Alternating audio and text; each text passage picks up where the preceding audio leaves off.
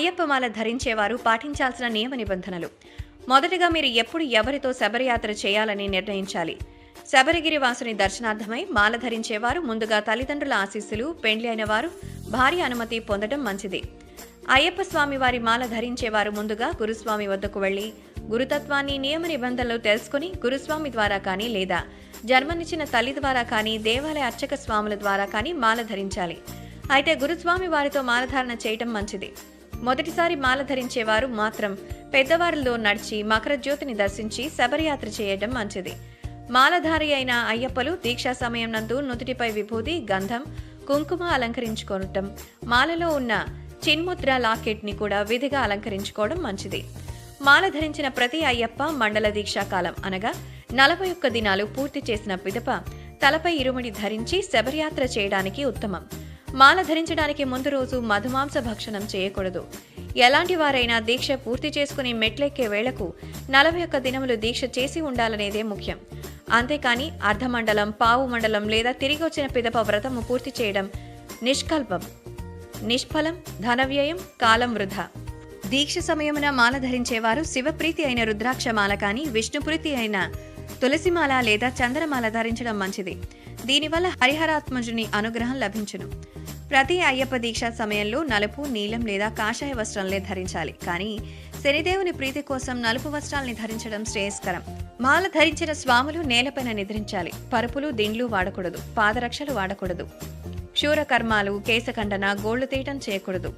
మాల ధరించిన స్వాములు మనసా, వాచ, కర్మణ త్రికరణ శుద్ధితో బ్రహ్మచర్య వ్రతాన్ని పాటించి మధుమాంస, ధూమపానం మరియు బయట లభించే తినుబండారాలని విసర్జించాలి.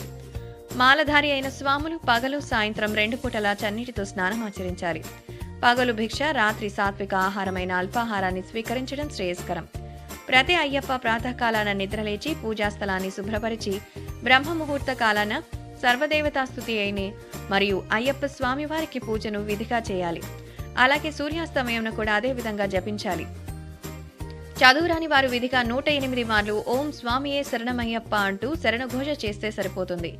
మాలధారి అయిన స్వాములు నిరంతరం ఏకాంత వాసమున స్వామి నామాన్ని జపిస్తూ ఉండాలి. స్వాములతో తప్ప ఇతరులతో ఎక్కువగా తిరగటం వలన ఏకాగ్రత లోపించి దీక్ష నిబంధనలు కోల్పోవచ్చు. మాలధారి అయిన అయ్యప్పలు దీక్షలో ఉండగా అశుభ కార్యాలలో పాల్గొనకూడదు. అలాగే అవసరముంటే తప్ప దూర ప్రయాణాలు చేయకూడదు. అయ్యప్పలు భుజించే పదార్థాలలో ఉల్లి, వెల్లుల్లి, అల్లము మరియు మసాలా దినుసులు వాడకూడదు. వీలైనంత వరకు ఉప్పు, కారం, వగరం తగ్గించడం మంచిది. దీక్షబద్ధులైన అయ్యప్పలు గురునింద, పరనింద, ఇతరులతో వాదోపవాదనలు చేయకూడదు. ప్రతి అయ్యప్ప స్వామి సమాజంలోని వ్యక్తులతో సంభాషించేటప్పుడు గౌరవ మర్యాదలను పాటించాలి. అయ్యప్పలు నడిచే దారిలో మరో అయ్యప్ప ఎదురైనప్పుడు స్వామి శరణమని ఆత్మ నమస్కారం చేయాలి. సమయానుకూలంగా పాద నమస్కారం కూడా చేయొచ్చు. అయ్యప్పలు నిద్రించేటప్పుడు పాద నమస్కారాలు చేయనప్పుడు మెడలో ఉన్న మాల తాలూకా లాకెట్ నేలకు తాకకుండా జాగ్రత్త వహించాలి. అయ్యప్పలు దీక్షలో ఉండగా రక్త సంబంధీకులు, దగ్గర బంధువులు, దాయాదులు ఎవరైనా పరమపందించినచో మాలను విసర్జింపు చేయాలి. అయ్యప్పలు నడిచే దారిలో శవం ఎదురైనప్పుడు లేక జనసందోహంలో తిరిగినప్పుడు, రసజ్వల అయిన వారు, బహిష్టు అయిన వారు ఎదురైనప్పుడు సన్నిధికి రాగానే ఆహార పానీయాలు తీసుకోకుండా శిరస్నానం చేసి శరణఘోష చెప్పాలి. ప్రతి అయ్యప్పలు ఎవరైనా భిక్షకు, పూజకు మరియు భజనకు పిలిచినచో గురుస్వామి అనుమతి పొంది పాల్గొనాలి. అంతేకాని నేను రాలేనని వాళ్ళని నొప్పించినట్లు చెప్పకూడదు. ధనరూపేణ, వస్తురూపేణ స్వామివారి కానుకలు శబరిమల అయ్యప్ప స్వామివారి హుండీలో వేయటం ద్వారా మాల ధరించిన అయ్యప్పలు ధర్మబద్ధులు కాగలరు. మాలధారి అయిన అయ్యప్పలు కుల, మత, జాతి, తన, పర, వర్ణ, వర్గ భేదాలు అతీతులై ఉండాలి. తమ వృత్తి ధర్మాన్ని పాటించాలి. అంతేకాని దీక్షలో ఉన్న వారిని తమ పనులు మానుకోకూడదు. అయ్యప్పలు జీవితం సేవాభాగ్యంతో సాధు జీవనం గడపాలి. అధికార హోదాలు, ధనబలం, అప్పులు చేయకూడదు. అడిగిన మాట తప్పడం, ఆడంబరాలకి పోవడం, ఇతరుల్ని నొప్పించడం చేయకూడదు. మాలధారి అయిన అయ్యప్పలు దీక్షలోనూ, పూజలోనూ, భజనలోనూ, భిక్షలోనూ శరీరం పైన అంగవస్త్రం తీసి పాల్గొనడం మంచిది. ప్రతి అయ్యప్ప దీక్షాకాలమందు చేయి పూజ, భుజించు భిక్ష, సుఖించు నిద్ర సృష్టి ప్రమాణమునకు అనుకూలంగా ఉండాలి. మాల ధరించిన అయ్యప్పలకు కుటుంబ సభ్యులు కూడా సహకరించడం వలన భగవంతుని సేవాభావంతో పాల్గొనే పుణ్యం కలుగుతుంది. దీక్షలోనూ, పూజలోనూ, భజన కార్యక్రమాల్లో పాల్గొని భగవంతుని ఆశీస్సులు పొందాలి. గృహంలో సభ్యులందరూ మధు, మాంసం, విందులు, వినోదాలకు దూరంగా ఉండి దీక్షలో ఉండే అయ్యప్పలకు సహకరించాలి. తపోధనుడైన అయ్యప్పలకు శుచిగా శుభ్రంగా భిక్ష తయారు చేసి ఎవరైనా పెట్టొచ్చు. మాల ధరించిన అయ్యప్పలు సమాజపరమైన పరిచయస్తులకు నమస్కారాలు కరచాలనం చేయడం శ్రేయస్కరం కాదు. అయ్యప్పలు గృహంలో శుచి శుభ్రత పాటించడకు ఇతరమైన సలహాలు సూచనలు గురుస్వామి ద్వారా పొందాలి.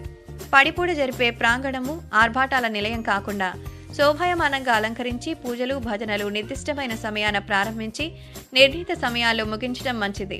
సర్వము త్యజించి స్వామికి ప్రతిరూపమైన అయ్యప్ప దీక్షమాలలో శరీరంపై అలంకారము ఆభరణాలు ధరించి అందరి వైపు దృష్టి సారించకూడదు. అయ్యప్పలు దీక్షలో పూజలో భజనలో మరియు భిక్షలోనూ స్వామివారిని తలుచుకుంటూ నిశ్శబ్దం వహించి మలచుకొనడం ఉత్తమం. దీక్షలో ఉండగా అయ్యప్పలు పురుషులకు స్వామి అని, స్త్రీలకు మాతయ్యని, పిల్లలను మణికంఠ అని సంబోధించాలి. అయ్యప్పలు స్వామివారి పడిపూజలో పాల్గొనే ముందు జన్మప్రదాతలైన తల్లిదండ్రులకు, జ్ఞానప్రదాతలైన గురుస్వామి గారికి నమస్కరించి వారి ఆశీస్సులు పొంది పూజ ప్రారంభించాలి. అన్నం పరబ్రహ్మ స్వరూపం అన్నారు పెద్దలు. కావున భిక్షలో కన్యస్వాములకు మరీ మరీ వడ్డించి బలవంతం చేసి వినోదించడం మంచిది కాదు. స్వామి భక్తితో మొదటిసారి మాల ధరించిన కన్యస్వాములకు మీ చేతులందించి ఆ కరుణామయుడైన శ్రీ అయ్యప్ప స్వామి దర్శనం కలిగించి భగవంతుని అనుగ్రహం పొందండి.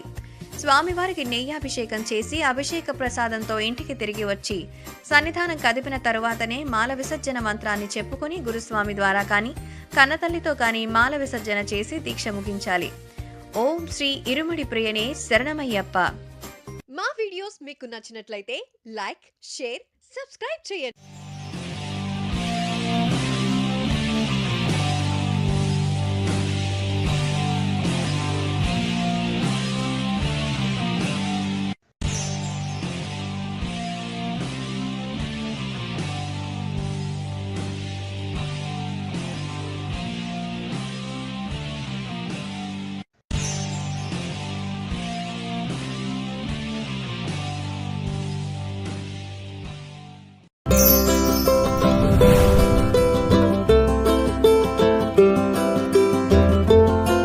అయ్యప్పమాల ధరించేవారు పాటించాల్సిన నియమ నిబంధనలు.